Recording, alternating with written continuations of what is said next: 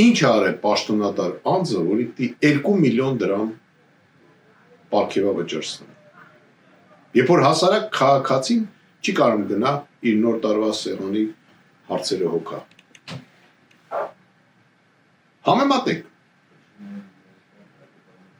Անցած տարիների ձեր նոր տարվա սեղանի հնարավորությունները եւ այսօրը։ Եվ կհասկանաք, որ ես ճիշտ եմ ասում։ Ինչ շատերը ասում են, պարոն գեներալ, դեռ ասում եք, մենք աշխատում ենք, մենք գործում ենք,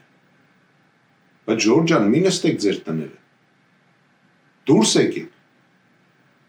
դուք տեսեք, մյուս երկրների ժողովուրդները մի փոքր թոշակին կպնում են սաղ ժողովուրդ թափմադուս, պահանջում է կառավարությունից փոփոխություններ, մեր երկրի ղեկավարը ինչ ուզես անում է,